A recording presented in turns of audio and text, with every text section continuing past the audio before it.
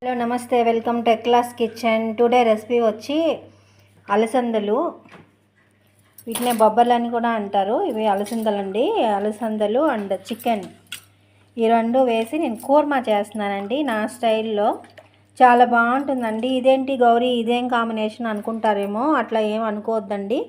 ఒకసారి మీరు కూడా ఎప్పుడన్నా రొటీన్గా తినడం కంటే ఇట్లా డిఫరెంట్గా చేసుకుని, అంటే మనకి కొంచెం చికెనే ఉంది, ఇది సరిపోదేమో అనే ఫీలింగ్ కూడా ఉంటుంది కదా. అలాంటప్పుడు దీనికి ఏమైనా యాడ్ చేయాలనుకున్నప్పుడు ఇట్లా అలసందలు కానీ, బఠానీలు కానీ, క్యాలీఫ్లవర్ కానీ, ఆలు కానీ ఏదైనా యాడ్ చేసుకుని కర్రీ చేసుకుంటే అది అన్నంలోకి, రోటీలోకి, చపాతీ పుల్కాల్లోకి చాలా బాగుంటుందండి. 2 పూటలకు కూడా వస్తుంది మనకి కర్రీ. ఇది చాలా ఎక్సలెంట్గా ఉంటుంది. మీరు బాగోదని అనుకోవాల్సిన అవసరం లేదు, చాలా బాగుంటుంది. ఇప్పుడు ఈ రెండిట్లో కలిపి నేను కర్రీ చేస్తున్నాను. ఎట్లా ఏమేం కావాలో ఇప్పుడు చూద్దామండి. ఫస్ట్ మసాలా ప్రిపేర్ చేసుకోవాలి. దానికి వచ్చి అల్లం, వెల్లుల్లి, కొబ్బరి, గ్రేవీ పార్ట్ ఉండాలి కాబట్టి కొబ్బరి, లవంగాలు, ఇది బిర్యానీ పువ్వు అని అంటారు, ఆప్షనల్. అండ్ చిన్ని ఇలాచీ అండి, ఇది ఒక 4 యాలక్కాయలు, ఇది వచ్చి జాజికాయ అండి. ఇది కూడా వేసుకుంటున్నాను నేను, ఎందుకంటే ఫ్లేవర్ బాగుంటుంది అందుకని వేసుకుంటున్నాను. ఇప్పుడు రెగ్యులర్ రొటీన్ మసాలా కాకుండా అప్పుడప్పుడు ఇట్లా నేను యాడ్ చేస్తూ ఉంటాను. స్టార్ అనాస పువ్వు ఉంటే అది కూడా వేసుకోవచ్చు. మీకు ఒకవేళ ఇష్టం లేదు అనుకుంటే కనుక మీరు స్కిప్ చేసేయచ్చండి. మసాలా అనేది మన టేస్ట్ని బట్టి కొంతమంది ఎక్కువ తింటారు, కొంతమంది తక్కువ తింటారు. కానీ నేను వేసే ఇంగ్రీడియంట్స్ మాత్రం ఈ కర్రీకి అయితే సరిపోయేటట్టు నేను వేస్తున్నాను. ఒకవేళ మీరు ఇందులో ఏమన్నా వద్దు అనుకుంటే అది తీసేసుకోవచ్చు, అది మీ ఇష్టం. అండ్ ఆనియన్స్ అండి, చిన్నగా ఉండే ఆనియన్స్ ఒక 4 కట్ చేసుకున్నాను. అండ్ టమాటా ఒక 2 కాయలు కట్ చేసుకుని ఇట్లా వేసుకున్నాను. ఇవన్నీ కూడా నేను మిక్సీ పట్టేస్తానండి, ఎందుకంటే కూరమా అన్నాను కదా, గ్రేవీ కావాలి కాబట్టి ఇవన్నీ వేసేసి మిక్సీ పట్టేసుకోవడమేనండి. ఇలా మిక్సీ పట్టుకున్నాక మీకు ఒకసారి చూపిస్తాను. చూడండి ఫ్రెండ్స్, మిక్సీ పట్టుకున్న తర్వాత మన మసాలా అనేది ఇట్లా పేస్ట్ అయ్యిందండి. ఇప్పుడు మనం కూర ఎట్లా వండుకోవాలో చూద్దాం. కుక్కర్ పెట్టుకున్నానండి. కుక్కర్ పెట్టుకున్నాక కుక్కర్లో ఆయిల్ వేసుకున్నాను. ఇప్పుడు ఇది మన మసాలా వేసేసుకోవడమేనండి. మన మసాలాతో పాటు పసుపు అండ్ సాల్ట్ ఇవన్నీ వేసేసుకుని బాగా ఫ్రై చేసుకోవాలి. ఎలా అంటే పచ్చివాసన పోయేంత వరకు కూడా, ఆయిల్ అంతా బాగా తేరేంత వరకు బాగా ఫ్రై చేసుకోవాలండి. ఫ్రెండ్స్, ఇలా ఉడుకుతుంది కదా, ఒక 5 మినిట్స్ ఇలా వేగిందండి. ఉప్పు, పసుపు వేసుకున్నాను నేను. ఇప్పుడు కారం ఒక 2 స్పూన్లు వేసుకుంటున్నాను. ఇది పచ్చి కారమే, ఇది కూడా వేగాలి కాబట్టి బాగా కలుపుకొని పచ్చివాసన పోయేంత. ఇది మసాలా ఎంత బాగా వేగితే మన కర్రీ అనేది అంత టేస్టీగా ఉంటుందండి. చాలా బాగుంటుంది చపాతీలోకి, రోటీలోకి, అన్నంలోకి. ఎక్సలెంట్గా ఉండే కూర్మా అన్నమాట. ఇది ఒక 5 మినిట్స్ వేగాలండి.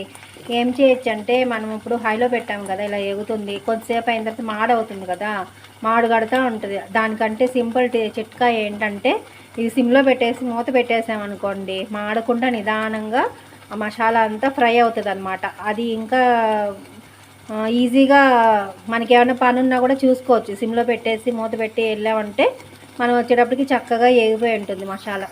చూడండి ఫ్రెండ్స్, మసాలా బాగా వేగింది. ఇప్పుడు కడిగి పట్టుకున్న చికెన్ వేసేస్తాం.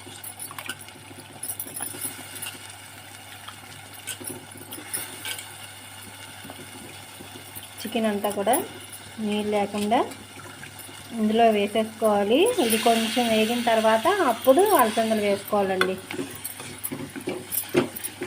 ఎప్పుడు మనం ఒకేలాగా చికెన్ గోంగూర, చికెన్ ఫ్రై ఇట్లా కాకుండా అప్పుడప్పుడు ఇట్లా గ్రేవీ ఉండే కూరలు కూడా వండుకుంటే మనకి టేస్ట్ డిఫరెంట్గా ఉంటుంది. రొటీన్గా తిన్న బోర్ అయితే ఉండదన్నమాట. ఇట్లా ఇది బాగా ఫ్రై అవ్వాలి. కొంచెం ఫ్రై అయిన తర్వాత అప్పుడు ఈ అలసందలు వేసుకుందామండి. చూడండి ఫ్రెండ్స్, ఒక 5 మినిట్స్ బాగా హైలో పెట్టుకొని నేను ఫ్రై చేస్తున్నాను. మాడదండి, ఎందుకంటే ఇందులో చికెన్లోంచి కూడా వాటర్ వస్తుంది కదా, అందుకని చెప్పి ఇదేం అడగంటదు. ఇప్పుడు బాగా చికెన్ కూడా ఫ్రై అయింది. ఇప్పుడు ఎక్కువ మసాలాలా ఉంది కదా, మీకు ఈ అలసందలు కూడా వేస్తే ఏంటంటే అంత మసాలా అనిపోయిందండి. అప్పుడు బాగుంటుంది అనమాట. కొంచెం చికెనే ఉంది, మనం దీన్ని ఏం చేయాలి, ఎటు సరిపోదు అనుకున్నప్పుడు ఇలా ఎక్స్ట్రా కాయగూరలు వేసుకొని ఏమన్నా ఏ కాయగూరన్నా వేసుకోవచ్చండి. అది మనకి ఇంట్రెస్ట్ని బట్టి అనమాట. కొంతమంది అయితే నేను విన్నాను వంకాయ వేసి కూడా చికెన్ వండుకుంటారంట, అది బాగుంటుంది అని చెప్తున్నారు మా ఫ్రెండ్ సర్కిల్లో వాళ్ళైతే. ఐ థింక్ నేను ఎప్పుడూ ట్రై చేయలేదు. ఏముంది చికెన్కి ఏదైనా బాగుంటుందని అనుకుంటున్నాను. నేను కూడా ఒకసారి ట్రై చేస్తానండి. నేను కూడా అట్లా ట్రై చేసి మీకు వీడియో పెడతాను. చూసారా, ఇప్పుడు ఇలా ఇది కూడా ఒక 5 మినిట్స్ బాగా వేగాలన్నమాట.